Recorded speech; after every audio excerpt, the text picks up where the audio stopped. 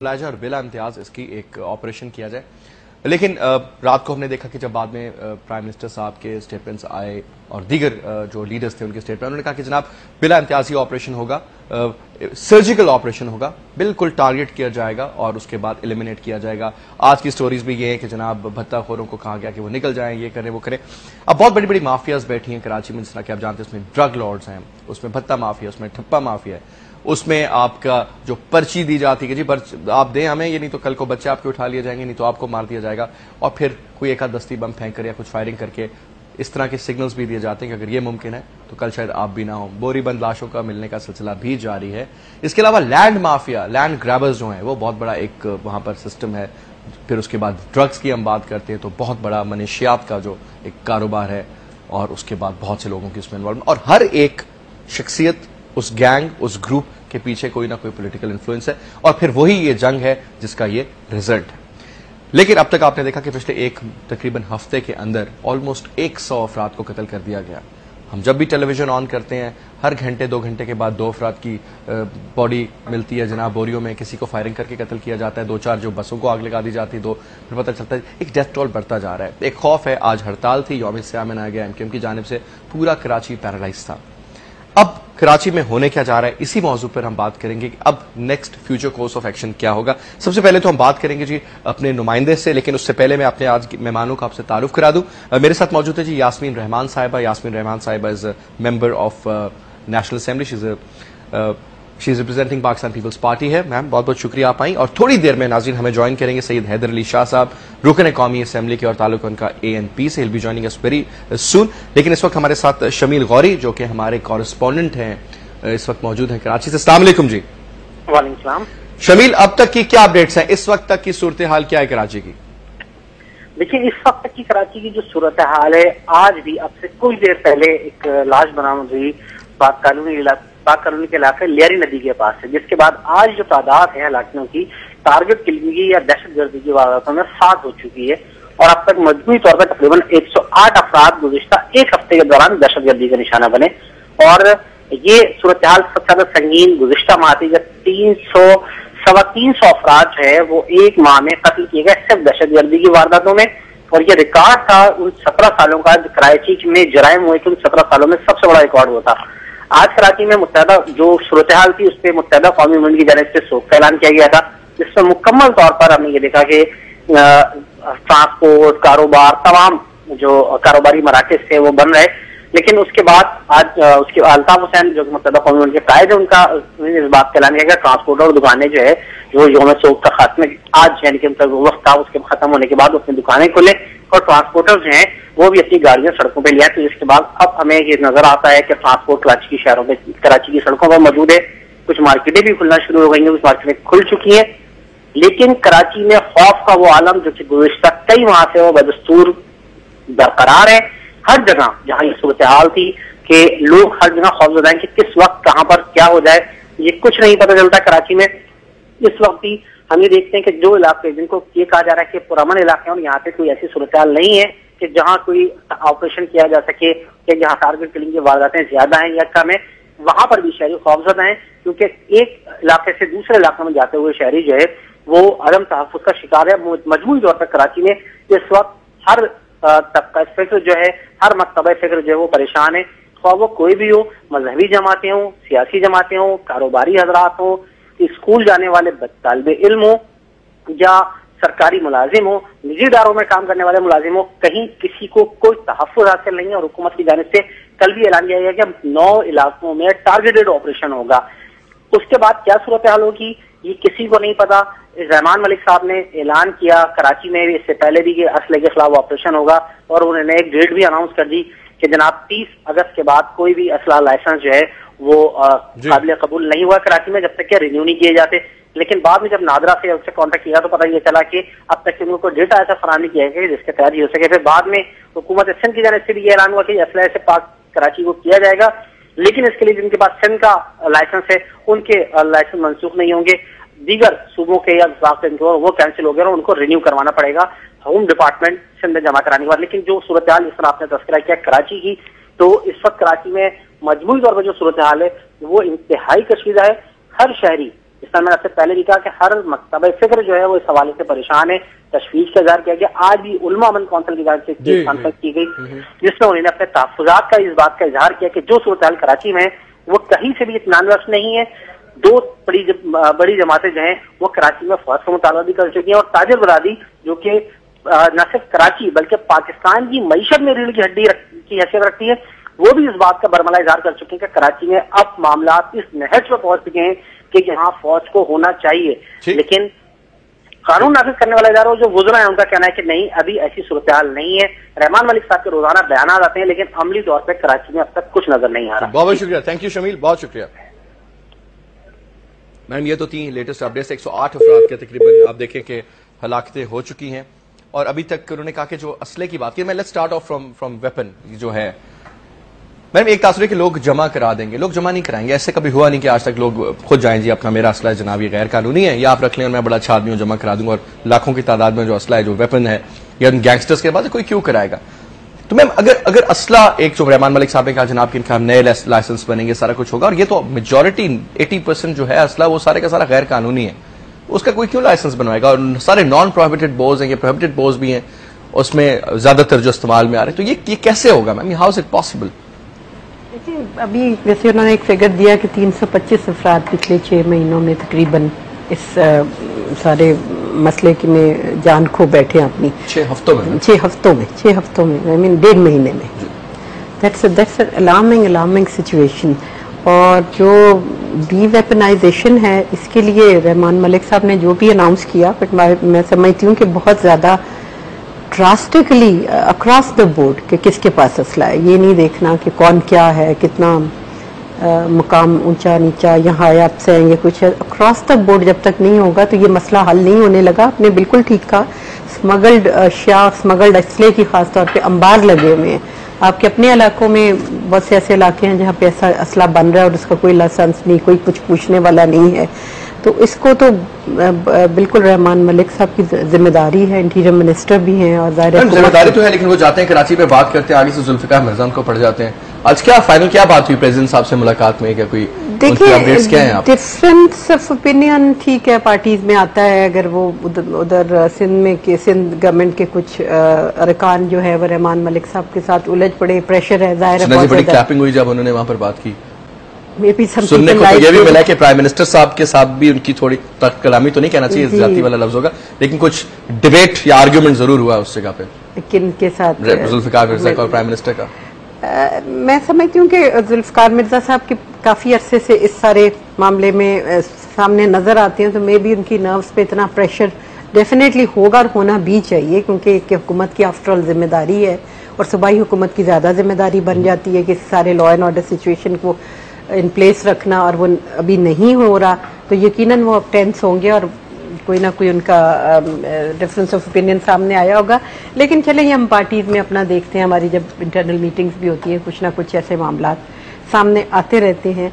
लेकिन जैसे आपने अपने इंट्रो में भी कहा कि वहाँ कब्जा माफिया, भत्ता माफिया, लैंड माफिया, एक वो लैंड ग्रैबिंग का जो इशू कराची में आया, I think that should also be taken care of कि ये क्यों लोग जो हैं ये लैंड ग्रैब इस तरह करते हैं। वहाँ पे जो भी रेवेन्यू डिपार्टमेंट्स हैं, जो भी हैं वहाँ के मिनिस्टर्स हैं, they should take note of that also, deweaponisation और दिस ग्रैबिंग ऑफ लैंड, क्योंकि ये सारा पावर एंड पैसा और ये पॉलिटिक्स यही चीजें चल रही हैं ना जी वहाँ पे, जो हमें देखने में नजर आता है और जो हम फहम यही आप कह सकते हैं। अदरवाइज एक पोजेशन है जो लेना चाह रहा है। फिर भी बात आती है ना कि अब कौन से इदारे हैं लॉ एंड ऑर्डर को जो कंट्रोल करते हैं। नंबर 1 ज़हन में आता है जी पुलिस, नंबर 2 आप देखते हैं कि जनाब आपका रेंजर्स है, नंबर 3 FC है, फिर नंबर 4 इन टर्म्स ऑफ उसमें फौज आ जाती है। Let's start of from police. अब रेंजर्स थी मौजूद नहीं थी, ये अब सब सुनने में आता है, सब लोग बात करते हैं रेंजर्स नहीं थी वहां पे, FC तो दूर की बात होगी। पुलिस जो है वो ट्रिमेंडसली अंडर पॉलिटिकल इन्फ्लुएंस है। पिछले कुछ अरसे में जिस तरह की भर्तियां हुई, जिस तरह की अपनी मर्जी से SHO से लेकर के SSP लेवल तक या IG लेवल तक की अपनी मर्जी के बंदों को आगे पीछे लगाना, ट्रांसफर्स और ये वो, जब तक ये कल्चर चेंज नहीं होगा कैसे चीजें ठीक होंगी? मैं आपसे एग्री करती हूँ कि बिल्कुल पुलिस हो, ब्यूरोक्रेसी हो, कहीं भी सर्व कर रहे हों, वो इस पॉलिटिकल कल्चर से निकलना चाहिए। They should be, I mean वो उनको अपना ड्यूटी जो है वो अबव दीज पॉलिटिकल एफिलिएशंस अंजाम जब तक नहीं देंगे तो ये मामला ठीक नहीं होते, ये पोलिटिसाइज हो जाते हैं मामला। क्योंकि उनकी अपॉइंटमेंट्स के साथ ही हम देखते हैं कि जी वो किसी एक ग्रुप के साथ, वो दूसरे ग्रुप के साथ, वो उनको कुछ नहीं कह रहे बल्कि they become part of all this. तो this is very very unfortunate. ये कब चेंज होगा, that's a big big question mark. वो हम सारों ने मिलकर चेंज करना है। ऑफ कोर्स आपका एक बहुत बड़ा रोल है, मीडिया का भी, और ये चेंज होना बहुत ज़रूरी है हमारे मुल्क के लॉ एंड ऑर्डर के लिए, इकोनॉमिक सिचुएशन के लिए। आप जिधर भी देख लें तो ये वाली अपॉइंटमेंट्स जो हैं और फिर उनका ट्रांसफ़र करानी, पोस्टिंग अपने अपने करानी, this shouldn't be like that. Who is going to do it then? ना ये होना तो चाहिए, ये तो सब मानते हैं, लेकिन who is going to do it? Government आपकी है, बंदे आपके हैं। देखिए गवर्नमेंट ठीक है, अब ये बहुत सालों की चीज़ें जो हैं वो इकट्ठी हुई हैं और इस वक्त गवर्नमेंट फेस कर रही है। ओवरनाइट तो हुआ नहीं। कराची में पहले भी एक ऑपरेशन बड़ा सक्सेसफुली पाकिस्तान पीपल्स पार्टी की गवर्नमेंट ने किया, उसके बाद हालात काफ़ी बेहतर हुए और अभी फिर से वही एक बहुत ही हालात जो हैं टेंस नज़र आते हैं और बहुत क्रिटिकल है आई वुड से। तो ज़ाहिर है गवर्नमेंट ने ही करना है, उसमें मैं ये नहीं कहती, लेकिन कराची में आप देखें ना तो बाकी पॉलिटिकल पार्टीज़ की भी प्रेजेंस बड़ी स्ट्रांग है और वो चाहे वो हैं कैबिनेट में नहीं हैं, दैट डजंट रियली मैटर। उनका वहाँ पे होल्ड है, जमात इस्लामी है, सुन्नी तहरीक है, इवन मुस्लिम लीग है, एमक्यू है, एमक्यूएम है, और उनका होल्ड है अपने अपने इलाकों पे, बड़ा स्ट्रांग होल्ड नजर आता है। तो वो I mean they should all B part of this, they should be sharing the responsibility. मैं समझती हूँ कराची में जितनी भी पॉलिटिकल पार्टीज हैं इंक्लूडिंग गवर्नमेंट, ये उनका बिल्कुल जिम्मेदारी है कि वो बैठें और इसका हल, जैसे प्राइम मिनिस्टर साहब बारह कह चुके हैं कि पॉलिटिकल हल इसका होगा, बट ये सबको बैठ के इस बात से तो हम बिल्कुल डेफिनेटली एग्री करते हैं कि प्राइम मिनिस्टर साहब के बात बिल्कुल 100% दुरुस्त है कि कोई इसके ऊपर मिलिट्री क्रैकडाउन जो है is not the permanent solution, it has to be the political. Will just come back जी, एक नाज़रीन ब्रेक लेते हैं, ब्रेक के बाद वापस आते हैं, स्टे विद अस।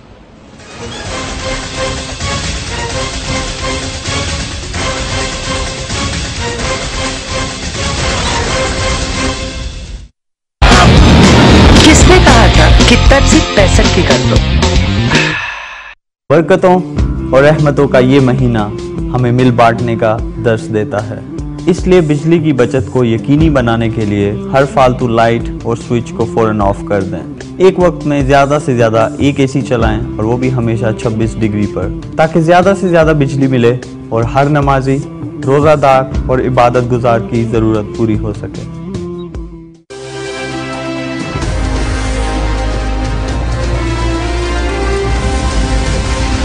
ये है वक्त। अल्लाह इसराफ करने वालों को पसंद नहीं करता। रमजानुल मुबारक में बिजली कम से कम इस्तेमाल करें ताकि रोजेदारों को सहर, अफ्तार और इबादत के दौरान आसानी हो। किसने कहा था कि तर्जीह 65 की कर लो?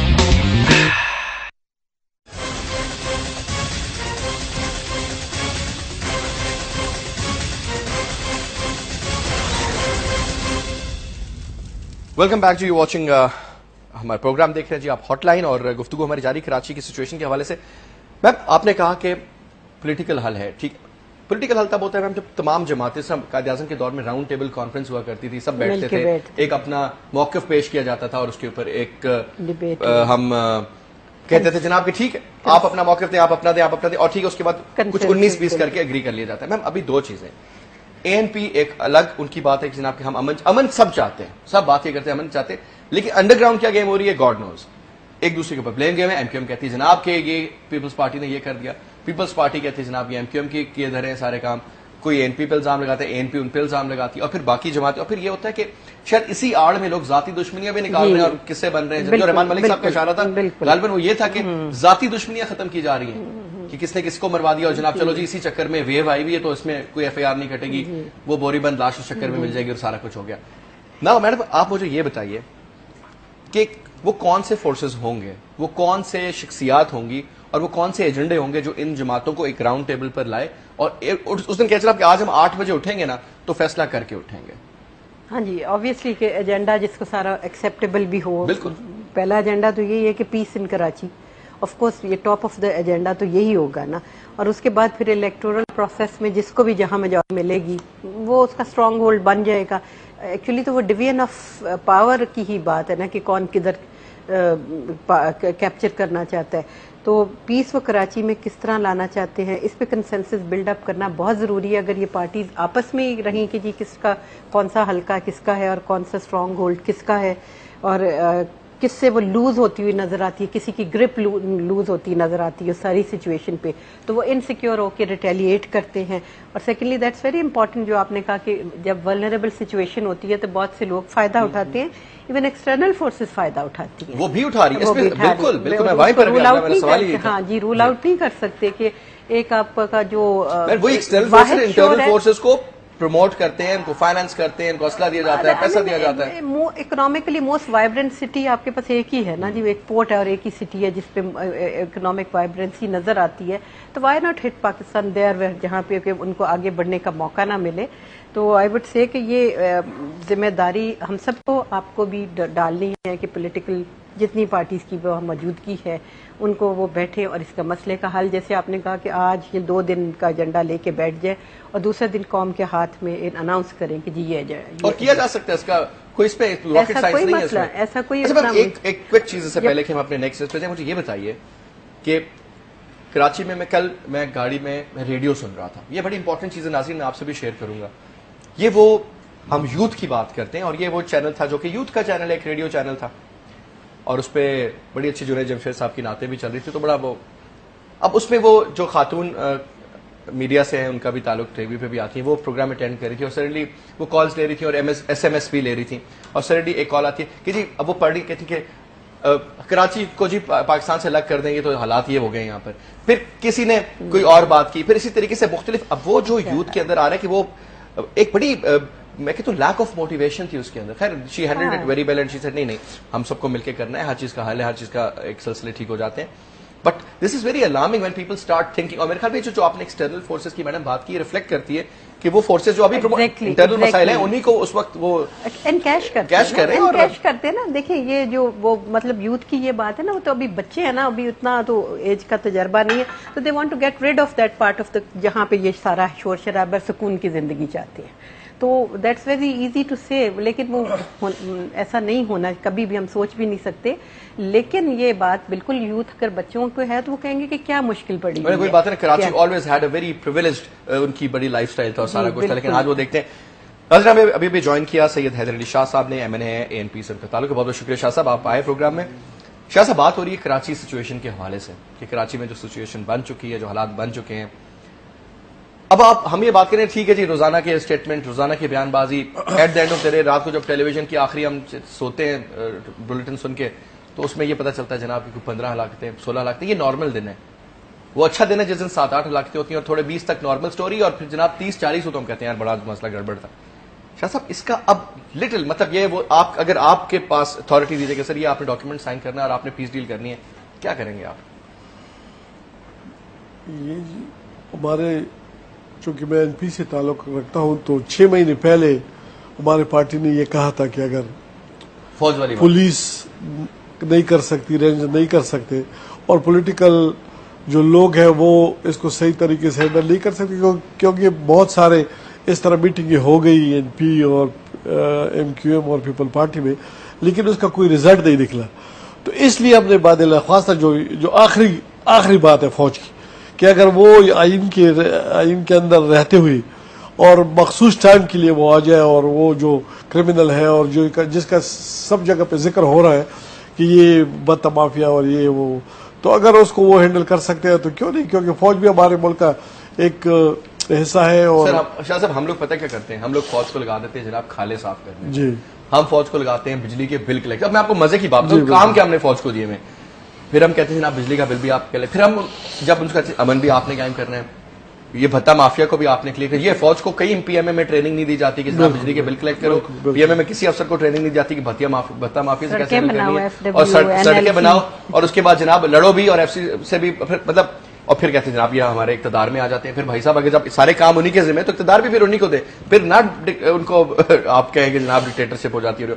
कहने का मकसद ये है सर कि फौज आएगी, 3 सवाल आपसे एक करूंगा ब्रेक से पहले, कि फौज आएगी सर तो कितना अरसा आएगी, कर्फ्यू लगेगा, फौज आ गई, उसके बाद की सारी जिंदगी क्या कराची में फौज बैठेगी, एक लॉन्ग टर्म हल की तरफ बताएं।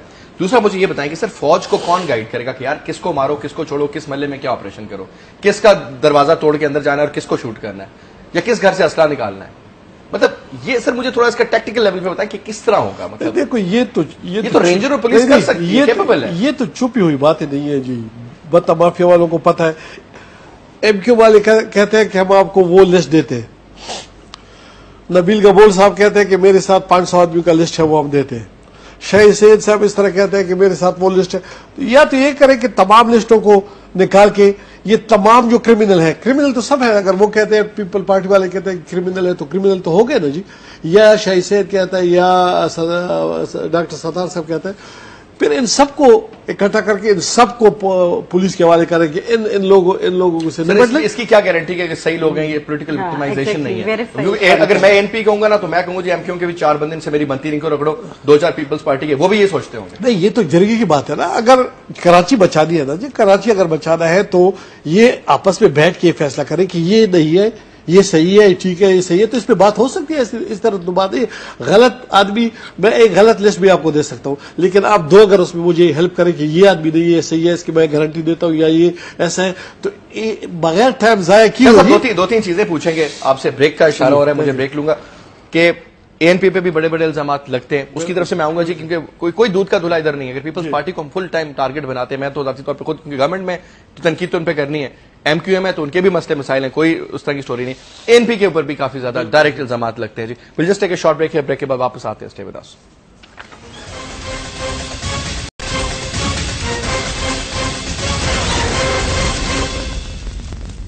वेलकम बैक जी। गुफ्तगू हमारी जारी है जनाब सईद हैदर अली शाह साहब और यास्मीन रहमान साहिबा के साथ। शाह साहब, आपसे बात हो रही थी एएनपी के हवाले से। अब एक तासुर ये जनाब, एक ही मैं ये एक तासुर की बात करो जिसमें कोई हकीकत शायद ना भी हो, कि जनाब अगर ड्रग्स लेने ना कोई चर्च या कुछ, तो ये जनाब फलाने अड्डे पे चले जाएं और वो अड्डा जो होगा ना वो पख्तून कंट्रोल में होगा। ये मैं आपको फैक्ट बता, क्योंकि जी वो तिरा से या बॉर्डर एरिया से या फाटा से या जहां से भी बनती है वहां से वो आता है जनाब और सारा मिल जाएगा। तो ड्रग का जो सिस्टम है ना वो फौरन रिलेट कर दिया जाता है उनके साथ। दूसरी चीज आप ले लें, क्या जनाब आपका असलहा, अब तो खैर क्योंकि काफी सारी चीजों पे क्रैकडाउन हो गया, आपको मालूम ही है, पहले तो आपका ये कोहाट के साथ जो था इलाका सारा दरा वगैरह, दरादम खेल वगैरह में भी बनता था असला, और दीगर इलाकों में भी बड़ा अच्छा, तो असले का भी बड़ा था कि जी वहां से को ट्रांसपोर्ट का काम बेसिकली पठान के पास है, तो लिहाजा कोई भी चीज आएगी ना तो वो पठान, और पठान का मतलब है एएनपी से ताल्लुक है। डेफिनेटली इसमें और भी लोग शामिल है, लेकिन एक तासुर की बात करो। सिर्फ 2 इल्जाम तो आप पे डायरेक्ट आ गए, ड्रग्स के और असले के। अब असला आपका होगा, माफिया जो वॉर है वो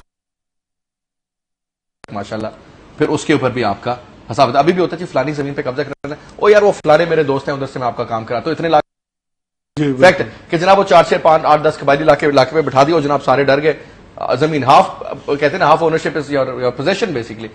ये सब 3-4 चीजें, सर इसमें क्या एएनपी को हम इल्जाम ना लगाएं? मतलब इल्जाम की मैं बात कर रहा हूं। नहीं, ये ऐसी बात नहीं है कि जो ड्रग वाले होंगे, जो बत्ता माफिया वाले होंगे, वो एनपी से, पठान शायद होंगे, लेकिन एनपी से जरूरी नहीं है कि उसका ताल्लुक है। लेकिन अगर एनपी से ताल्लुक हो भी, मैं एनपी से ताल्लुक रखता हूं, अगर कोई ऐसा आदमी है जो एनपी का अपने आप को बताता हो और इस तरह काम भी करता हो, तो पुलिस का क्या काम है जी? पुलिस फौरन उसको पकड़े, चाहे वो एनपी का हो, चाहे वो किसी पार्टी का हो, चाहे पठान हो, चाहे मेरे गांव का रिश्तेदार हो। ये तो पुलिस के लिए कोई एक्सक्यूज नहीं है ना जी कि ये एनपी का है, जो भी हो इसको सामने लाए, उसको पकड़े, कराची में अमन लाए। साहब इस पे ही वापस आता हूं, अभी हमारे साथ मौजूद हैं आबिद शेर अली साहब, उन्होंने कहीं आगे जाना भी, तो मैं चाह रहा हूं जल्दी से हम ऑनलाइन लेने। अस्सलाम वालेकुम जी। आबिद शेर अली साहब, आप कैसे हैं? खैरियत से हैं? जी अल्लाह से। शेर साहब, बात हो रही है हमारी आज के प्रोग्राम में वही कराची का इशू, जिस तरह कि आप जानते हैं आजकल तमाम प्रोग्राम उसी हवाले से चल रहे हैं। अब ब्लेम गेम से बाहर निकला जाए और सही एक्चुअल इसके हल की जाने बात की जाए। आप being a neutral observer, let's put you as a neutral observer this time, आपका समझें कि आपको सियासी शख्सियत नहीं है, अगर आपके पास सर अगर चार्ज हो 3 जमातों का मसला, एएनपी, एमक्यूएम और उसके बाद पाकिस्तान पीपल्स पार्टी, हल क्या निकालेंगे आप? देखिए जी फैसल साहब, हल तो बड़ा आसान है। सबसे पहले रहमान मलिक और जुल्फकार मिर्जा साहब की स्टेटमेंट्स को आप सामने रखें। उन्होंने कहा था जी कि हमें टारगेट किलर्स का पता है, कौन है, कहाँ है। तो इसका मतलब है जो हुक्मरान है, ये विल चाहिए, पॉलिटिकल विल चाहिए डिसीजन लेने के लिए। सैकड़ों लोग रोजाना ही वहाँ पे मर रहे हैं, पाकिस्तान की मईशत तबाह हो रही है, और एक हमारा इंटरनेशनल कम्युनिटी में जो मैसेज जा रहा है वो बड़ा नेगेटिव जा रहा है, और आगे पाकिस्तान के हालात खराब है, यहाँ पे कोई आता जाता नहीं है। तो ये तो इन जमातों, मैं समझता हूँ कि जो पॉलिटिकल पार्टीज उन दरिंदों का जो कराची के अमन को खराब कर रहे हैं, अगर उनकी बैक पे हैं तो वो इंसानियत के दुश्मन है, पाकिस्तान के दुश्मन है। इनका हल यही है कि ये 3 मेन पॉलिटिकल पार्टीज बंद कमरे में बैठ जाएं। ये तो एक पावर की गेम है, उसके लिए कराची के लोगों को टारगेट किया जा रहा है, निशाना बनाया जा रहा है, राहगीरों को मारा जा रहा है। तो ये देखिए, ये पॉलिटिकल पार्टीज हैं, ये जो कहते हैं कि हमारे पास ही ये कार्ड है, जो सिंध कार्ड का नाम यूज करते थे, हम पाकिस्तान, हम खैर कहाँ हैं कि अल्लाह ताला वहाँ पे अमन कायम करें, लेकिन अमन के पीछे फैजल साहब उसी वक्त हल होगा जब पॉलिटिकल विल होगी, इनके डिसीजन लेने की पावर होगी। डजंट मैटर कि कौन क्रॉस द बोर्ड करें। ये जो टारगेट किलर है, रहमान मलिक साहब के पास भी लिस्ट है, जुल्फकार मिर्जा साहब के पास भी लिस्ट है। जब उन्होंने बात की थी तो उनको छुट्टी पे भेज दिया गया था 2-3 महीने के लिए। तो लिहाजा अब ये बजाय कि इनके हाथ से बात निकल जाए, लोग इनके गिरबान पकड़े, लोग अपनी बंदूकें तान लें इनके ऊपर, भत्ता माफिया के ऊपर जो फैक्ट्री। लोगों के हालात तो आबिद शेरनी साहब आपके सामने ही है। कराची के हालात में लोग किस तरह डरे हुए सहमे हुए बैठे हुए, वहां पे आप मतलब कहते हैं कि इससे ज्यादा बुरे हालात शायद कराची के कभी भी नहीं थे। मुझे आप ये बताएं कि आप समझते हैं कि जाती तौर पे आपने जो बात आइडेंटिफाई की, मतलब it's lack of political will, is that the reason?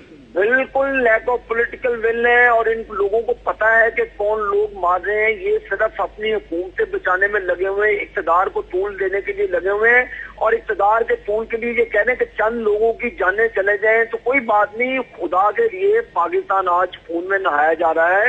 आप याशियों में लगे हुए हैं, आप बंदरबान पे लगे हुए हैं, आप अपनी मिनिस्ट्रियों के बंदरबान में लगे हुए हैं। बात यहाँ पर आने जाने की नहीं है कराची में, बात ये है कि 3 सियासी जमातें हैं वहाँ पर जो अपने आप को किंग समझती हैं वहाँ का, जिसमें पाकिस्तान पीपल्स पार्टी है, फिर वहाँ पे MQM है, और उसके बाद ANP है, और भी दूसरी मजहबी जमातें भी हैं, लेकिन इक़्तिदार इनके हाथों में है। और जितने बेगुनाह लोग बेचारे मर रहे हैं रमजान शरीफ में, कोई आप देखें दरिंदगियों की दरिंदों जैसा सलूक किया जा रहा है कि बोरी बंदाशें और सर काटे हुए हैं, हाथ काटे हुए हैं। इसका मकसद ये है कि आप खुदारा अपनी सियासी जंग के लिए लोगों को सूली पर ना लटकाएं। आप बंद कमरे में बैठ गए, आपकी अंडरस्टैंडिंग है या नहीं है, ये डिसीजन लेने का टाइम है। अगर रहमान मलिक को कोर्ट के कटहरों में लाना चाहिए, जुल्फकार मिर्जा को लाना चाहिए, इनके पास लिस्टें मैं नहीं, आपके पास ऑन रिकॉर्ड उनकी स्टेटमेंट मौजूद है, निकलवाएं। ये मैं कोई पॉलिटिकल पॉइंट स्कोरिंग की बात नहीं कर रहा, मैं कराची के हवाले से, सिटीजन ऑफ पाकिस्तान के हवाले से ये बात कर रहा हूँ कि जो हालात पैदा हो गए हैं कराची के, जो मईशत तबाह हो गई है, लोग बेचारे कारोबारी हजरात पाकिस्तान की हिस्ट्री में पहली मरतबा वो कलप रहे हैं, उनकी इमदाद की जाए।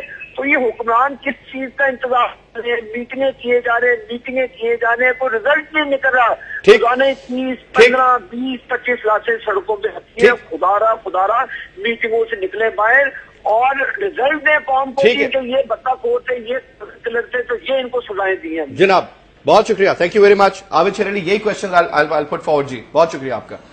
मैडम 2-3 चीजें, पॉलिटिकल विल की वो बात करते हैं, और मैडम ये सिर्फ ये बात नहीं करते क्योंकि ये ऑपोजिशन में है फेडरल गवर्नमेंट में, क्योंकि मजे की बात ये है कि तमाम जमातें, चाहे वो मुस्लिम लीग काफ हो, मुस्लिम लीग नून हो, ANP हो, या पाकिस्तान पीपल्स पार्टी हो, या MQM हो, at the end of the day वो भी, ये तमाम किसी न किसी तरीके से फेडरल में या आपके सूबाई लेवल पर हुकूमत का हिस्सा है।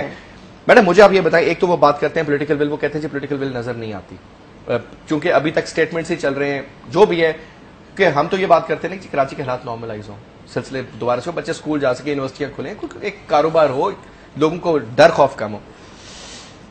मैडम ये जो बात की जाती है कि पाकिस्तान पीपल्स पार्टी के कुछ वज़रा की बड़ा क्लियर कट उसमें नाम लिया जाता है जुल्फिकार मिर्जा का, या कादिर पटेल साहब का भी उसमें नाम लिया जाता है, खास करके Zulfiqar Mirza is the primary target from MQM, direct नाम लेकर भी बात पता चल जाता है किसकी बात करें।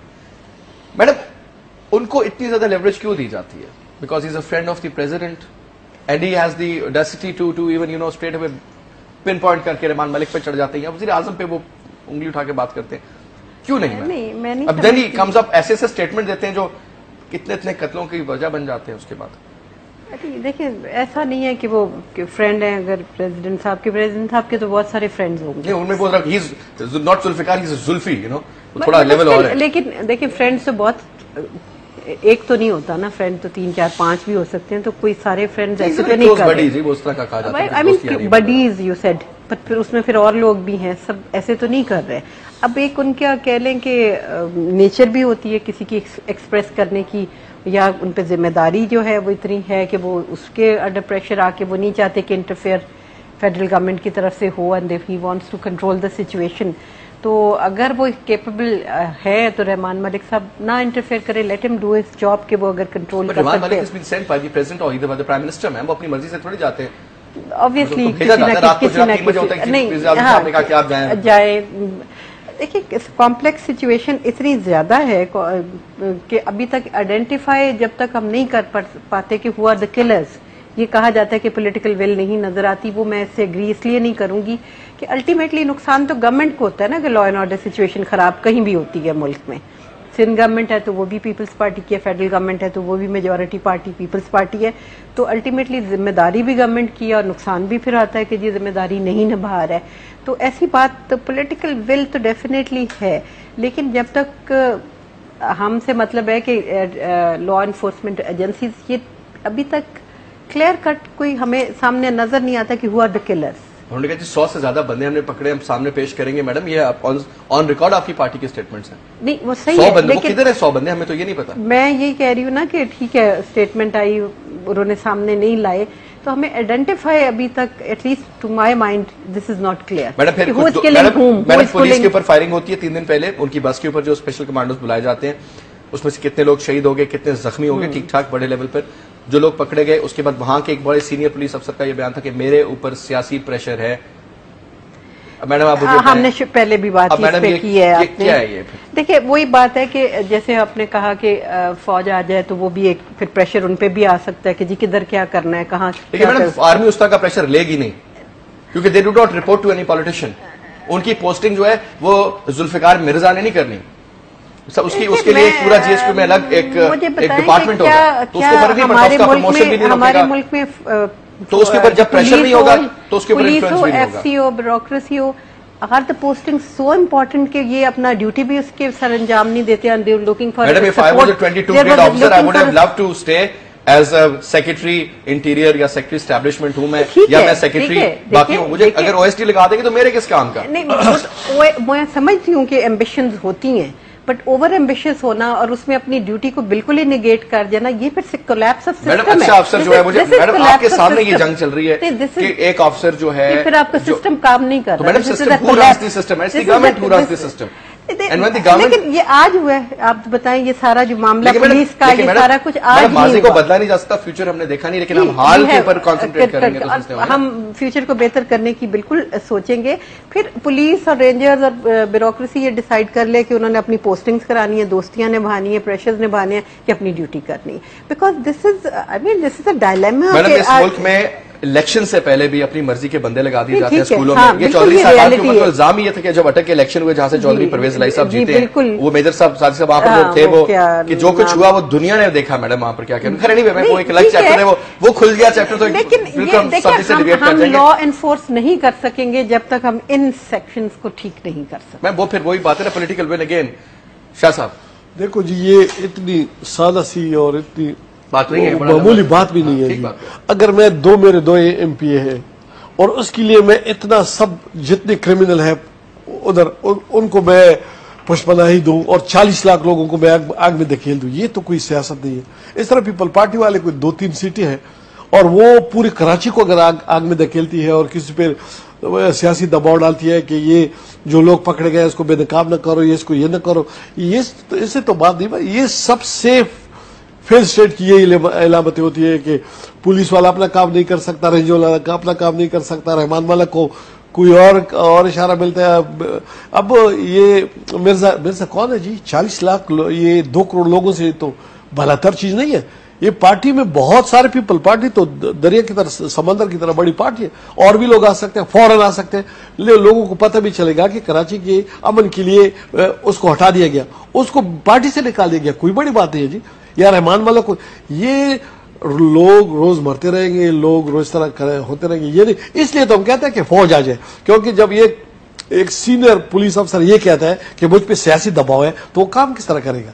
मैं तो ये सोच भी नहीं सकता कि कराची के ये कराची की नहीं है, मैडम कोई दबाव डालता है। ये कहना तो बड़ा शब्द आसान है कि फिर आफ्टर इसका फिर कोई एंड नहीं होने लगा, ये मैं आपको बता दूं, फिर कोई एंड नहीं है। सियासी दबाव की बात करते हैं, यहाँ पे एक ब्रेक, मैम आखिरी ब्रेक लेंगे जी, ब्रेक के बाद वापस आते हैं, विल टॉक अबाउट कि जी चीजें क्योंकि हल नहीं होती, पुलिस कंट्रोल में नहीं कर सकती, क्योंकि पॉलिटिकल प्रेशर है, सियासी दबाव, ये सियासी दबाव है कौन, डालता कौन है और इसका एंड रिजल्ट क्या होता है, विल टॉक अबाउट दैट जी ब्रेक के बाद।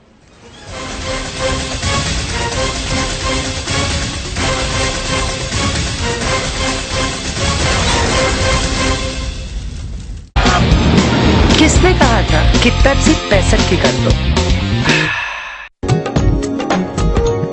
हर लम्हा बन जाए मनपसंद, मनपसंद।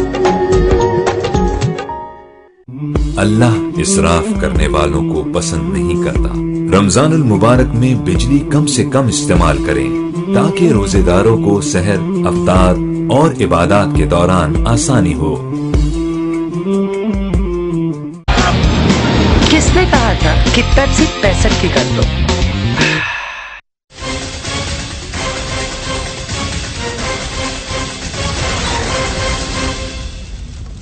वेलकम बैक जी, प्रोग्राम में आपको खुशामदीद। एक बार फिर आखिरी जो बात हुई हमारी ब्रेक से पहले, हम बात कर रहे थे कि जनाब ये क्योंकि फैसले at the end of the day it's all about decision making, एक फैसला किया जाए, उसकी इंप्लीमेंटेशन की जाए तो चीजें खुद ही हो जाती है। दुनिया में कोई ऐसी रॉकेट साइंस नहीं है। अगर लंदन के फसादात भी कंट्रोल में आ जाते हैं ना, अफ्रीका की सिचुएशन भी कंट्रोल में आ जाती है, और जो वायलेंस या जो लूटमार न्यूयॉर्क सिटी में जब बिजली चली गई थी तो हुआ, वो भी कंट्रोल में आ जाती है, तो हर चीज पॉसिबल है।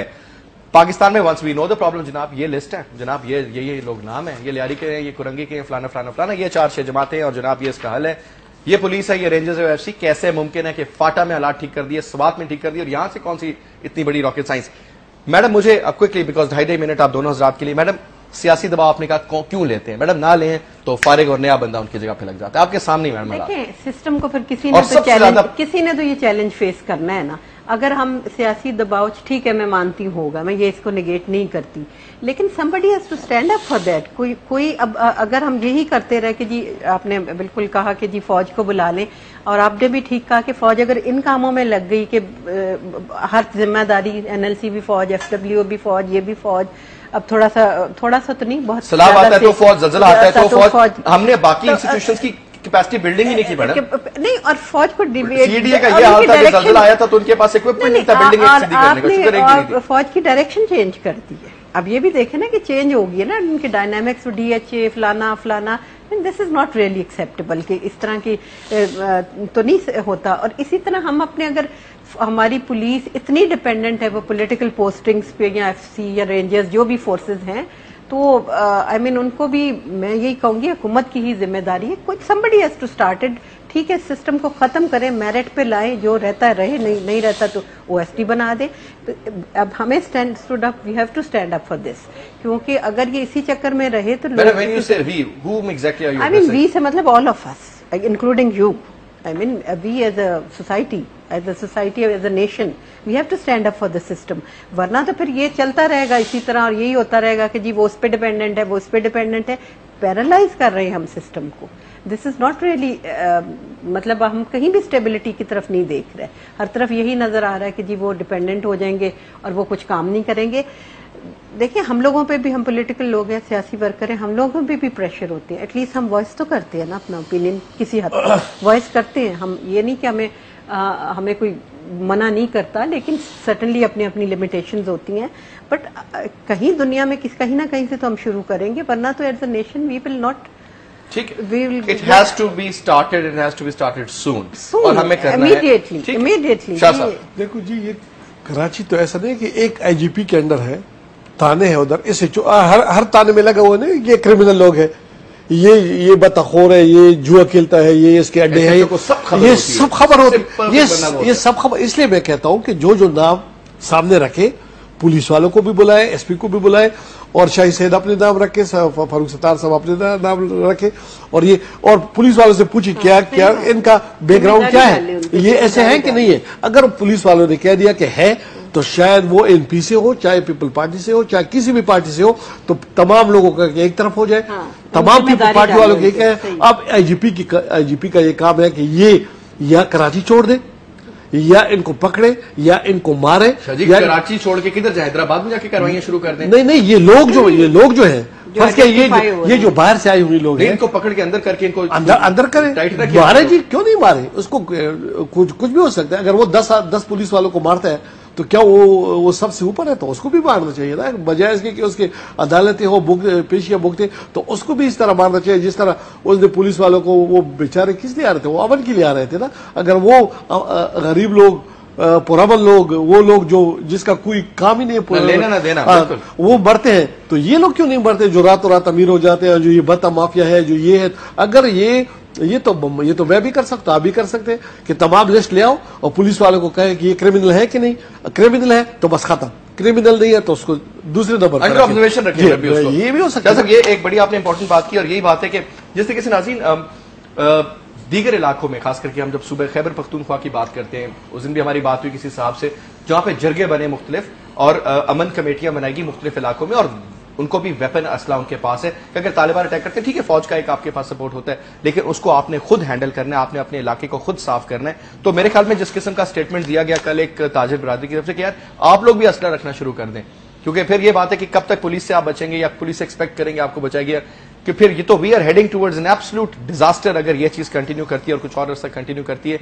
कराची शहर के अंदर जिस किस्म की एक सोच पैदा होनी शुरू होगी, हम कहते हैं जी फ्लाइट ऑफ कैपिटल हो गया, फलाना हो गया, ब्रेन ड्रेन हो गया, फॉरेन इन्वेस्टमेंट नहीं आ रही, स्टॉक मार्केट एक इंडिकेटर है, उसके हालात क्या आपके सामने जा रहे हैं। कराची में पैरालाइज करते हैं, जब एक हड़ताल होती है तो कितने अरब रुपए का नुकसान होता है उसमें, और सबसे बड़ी बात है कि मेंटली लोग कितने बड़े टॉर्चर से गुजरते हैं। ये सब चीजें वो जब आप कंबाइन करते हैं तो आप देखते हैं कि एक सोसाइटी का माइंडसेट कैसा बनता जा रहा है, और वो सही नहीं है। वो जो इस तरह का बनता जा रहा है वो पाकिस्तान के लिए बहुत बड़ा डिजास्टर है आगे। I think it has to be stopped on ASAP basis. Anyway जी, thank you very much Yasmeen Rahman साहब, आप आई, बहुत बहुत शुक्रिया। सैयद हैदर शाह साहब आपका भी। नाज़रीन, इसके साथ ही हमारा प्रोग्राम इख्तिताम को होता है। इंशाल्लाह फिर आपसे कल 8 बजे मुलाकात होगी, तब तक के लिए खुदा हाफिज़।